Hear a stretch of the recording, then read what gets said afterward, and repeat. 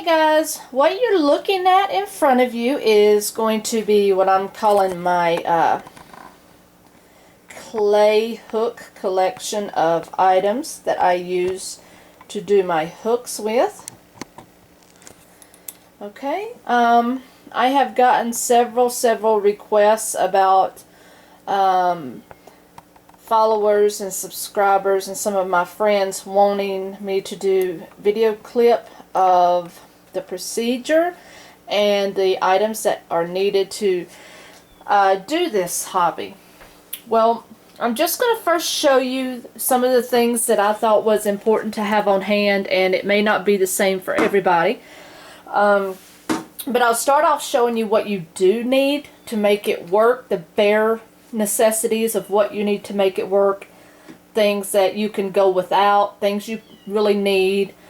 And then it's just pretty much up to you at that point. The cool thing about doing clay work is you can use a lot of your own designs. You don't have to have any special tools if you don't want them. It's just anything that you have around the house to DIY it. You know, so this is just some of the things that I've collected and that I have, and it's pretty much all that I really feel I need at this time. So basically, we're going to start with your hooks. Okay, I have a collection of all the size hooks, all the way up to a 10, I believe. I have many hooks. And one of the questions is, do you use all Susan Bates hooks? No, I don't. It depends on which hooks. I only order 2 kinds of hooks, Susan Bates, and then I order these. These come in bulk. They are a very good hook. I'm not really sure they have a standard name. But they do come in bulk. Sometimes ordering by bulk is just a little bit cheaper. But I use these hooks myself. They are very good and trustworthy hooks. There are only 2 hooks that I do use as far as aluminum goes. And that's Susan Bates, and then it would be this off-brand hook. But like I said, I've never had any issues with these hooks. So it's whatever I can get my hands on as far as quality of hook. Okay, so I have a collection of those. Then what I also have are tools. These are your carving tools. Okay, and you'll have to forgive me, but I did not clean the clay off of them. You have all different sorts, and most of them are double-ended.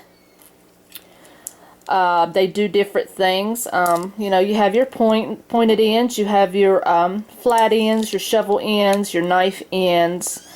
They all just do different things. You have your knife cutting pieces. But I use this one the most because what this one does is it flattens out real good, and if you need to put a lip on something, that usually helps quite a bit there. But they have these in AC Moore's and Joann's and Michael's, and I get mine off of eBay even cheaper. So that's, you know, your preference. But these are some of the tools that I have. Those are my plastic tools. Then I just call them little dot tools. They have different little dots on the ends of them, to where you can make little indentions. Sorry guys, work with me. I'm having to stand up here and look over the camera. But they have different size dots on them. On each end, they go from really microscopical to about that size being the largest. And I don't know if you've seen some of my hooks, but I think I have one here. Well, kind of, sort of, but I can use it as an example. Like I have the blue, and then I have the pink. And then if you wanted to take one of these and before it's baked and glossed, of course, you can put a little dot in there and then put you another little color in there.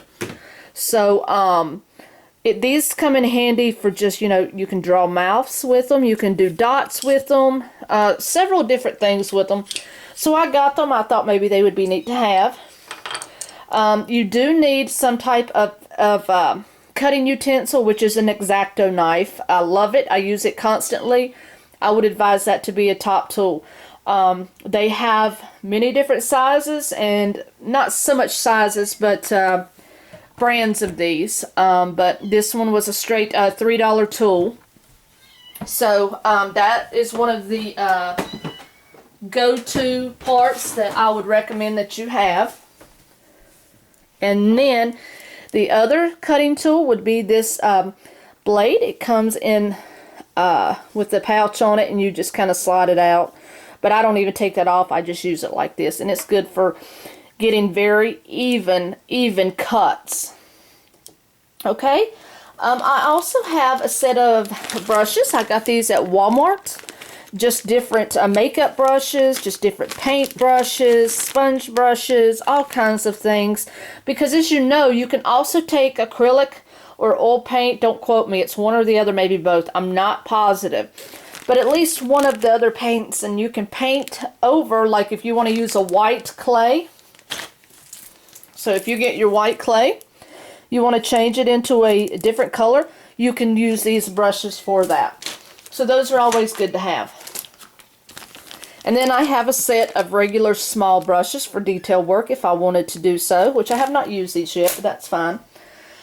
Now my husband Chris made this for me. This is it's made out of really hard plastic. It's just a rolling pin. They do make I don't want to say glass, but like really hard, thick plastic that's maybe 3 times the size diameter of this one, that and it's shorter. But he makes a lot of stuff homemade, and this one works just fine. Other than this one, I use my hands, so nothing special there. Then you also have your cookie cutters. These are called mini cutters. They come in many different shapes. You can buy several different sets of them.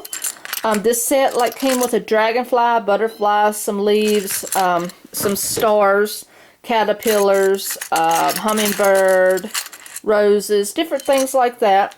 You can just use these as like cookie cutters and kind of just glue them on your hook.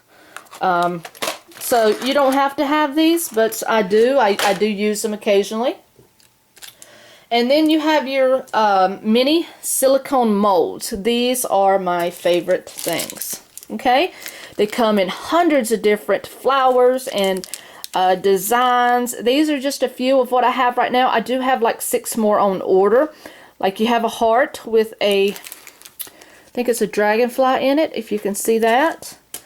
This is just a big rose there with multi-petals. Then you have another flower there, and you have just the head of a rose.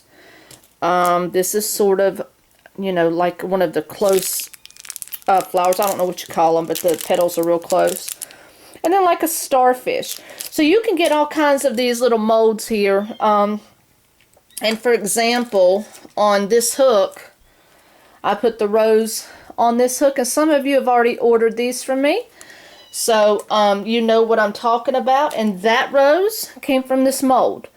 And these molds you can get for anywhere from, I think this one I got for like 68 cents on eBay, and they go up to about $4, depends on what kind you like. Now the other thing you're going to have, and you wonder how the gloss gets on my hooks, I've had those questions before. The gloss, that's how you get your finish and shine on your hooks.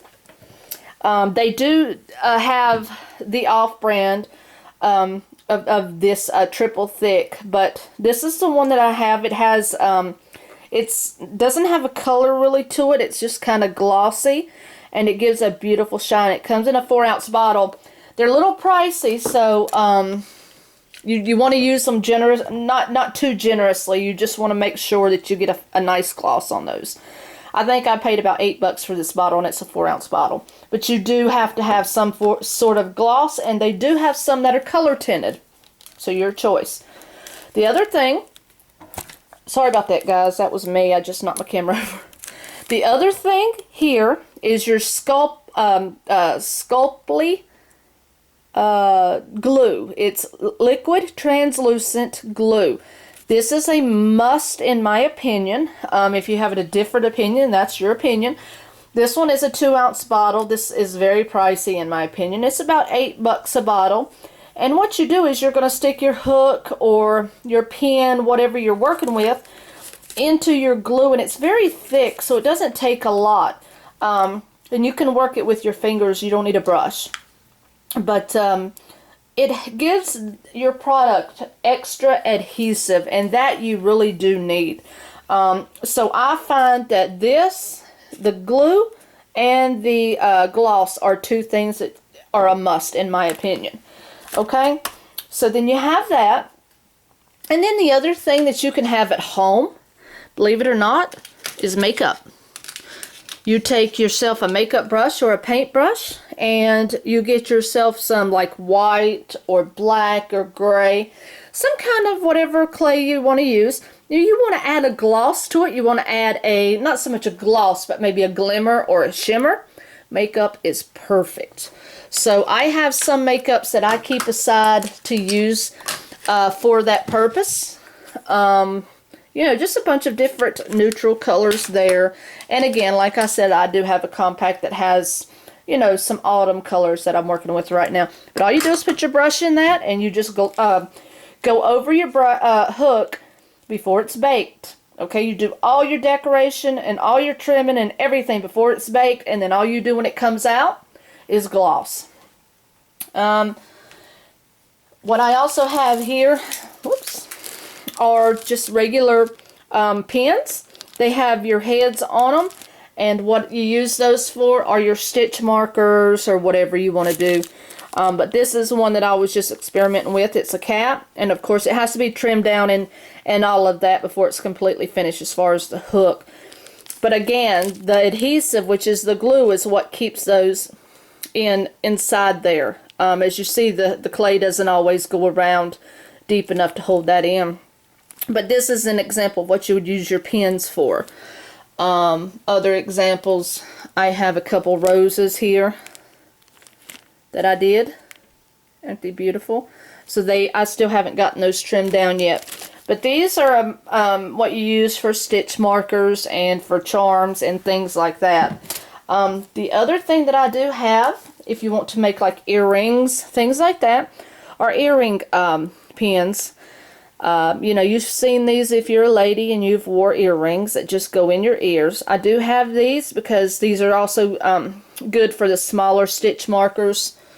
As an example, just this little rose, you would just take and stick the end of that in it, and you would have your stitch marker. And that's just a personal preference there. That's what I have. And as far as, since you have so many, if you end up having so many of these workable tools, I recommend you get yourself one of these little plastic containers. All of my working tools go in here. My plastic ones, my wooden ones, and both of my blades will fit into this little compartment, and I think it's perfect. So that's what I have there. Something else that I just concocted at home, it's a cork, and it has a pin in it, and it's perfect for writing names.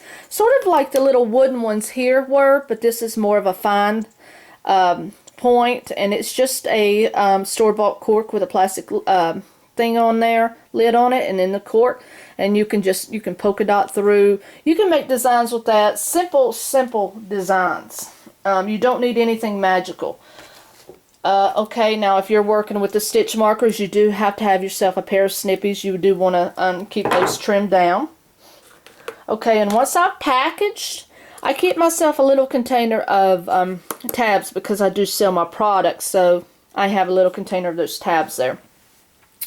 And then I'm going to take my camera a minute, and in my opinion, one of the most important things would be your pasta roller or clay roller. It's used for both.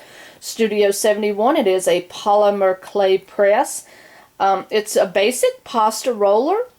It has your, it connects to your table by the clamp, and you turn your handle here, and if you look in here, you can change this dial, and your blades will open up or close more, and it'll flatten out your clay perfect. This was $9 off of eBay. Best money I've spent for my clay work so far. And then again, you know, your finishing products are Let me refocus my camera. Your finishing products are the clay hooks here that you see that I have sold lots of. I have had great luck with it. You're looking at a little contraption here that my husband built for me, because whenever you have worked with your clay, you don't want to really lay it down on anything. It attracts hair, it attracts dirt. So he made me something to put it in. It's fresh from the oven rack. Has a couple different size holes in it for my hooks, so I have 5 to work with at one time. And they're good to put them in until you get ready to bake them, and then once you take them out of the oven, you stick them here for them to dry, and then once again, after they get glossed, you also put them back in here, so they stay here pretty much until you're ready to package and ship them. He is also going to make me one for my stitch markers. It's going to be similar to this, but it's going to have little small holes here where they can just fit right here and dangle down. It's going to be taller, but that way that they can hang down right here and dry. So he will be making that for me. But other than that, I'm going to scooch this back. I have worked with 2 different clays, and the only clay I will work with is going to be the Sculpey. I have every color that they offer at this time. They have some that have a little shimmer to them. Let me see if I can find it. If you can see this here, this has a shimmer to it. They're Sculpey 3s, and they are oven baked clays. Now, like I said, I have many colors to choose from. I mean, just so many colors. I think we just went to AC Moore's, and the sale this past weekend was buy one get one free. They're $1.99 regular. Okay, so I got them for $1 a box. So I ended up buying 35 blocks this weekend. So my basket here is full. Many colors. So this is the brand that I will work with at all times. So this is, you know, one of the top-notch brands. But anyway, there is all kind of information. I would advise you to get yourself a polymer clay book, because baking times are based on how much clay you have used, how thick it is. For my hooks, I actually put my temperature on 325 because I found that whenever I was doing it at the recommended 350, I was having more problems with my hooks burning. And it was getting really frustrating, especially the white. So I cut my time down to 325. And like I said, there is no set time. It's based on what your project is, how much clay you have, how much you're using. But average hooks, as long as they're, you know, no thicker than this here, like when you get to up to a 6, 7, 8, 9, 10, you're going to have to add maybe a minute and a half to your time. But my average hooks that you're looking at here, I put them in there from about anywhere from 9 to 11 minutes. No more. And it sets them perfectly. So it's a perfect time. I have it down at 325. Between 9 and 11 minutes is all I have to do to them. Again, you have to work with that. I burnt probably 5 hooks. Luckily, Chris could get the clay off of them, and I got to save the hook, but I haven't had that problem since I got my temperature regulated and my time regulated. So again, you just have to work with stuff like that. Okay? So I hope you guys enjoyed this video. This was just a video to show you the basic necessities that I have and what I think is recommended to as far as the minimum requirements to do your work. And they do recommend you use a silicone sheet. I have priced them at many places, and to get a decent size sheet, you're looking at $15-20. I'm not going to pay that. So all I do is I clean my counter really well. I bleach it really good, and then I let it dry, and then I use a small area of my cabinet to do my rolling. And as you see, they come out perfectly well, which you can't stop dust from flying through the air. So you'll get a particle in there, of course. But I've had really great luck with it, and I'm super happy with what I've done with my collections. And these are only a couple of them. You can go on my Facebook at Stitchinstacy's Crochet, and you can see more of my designs.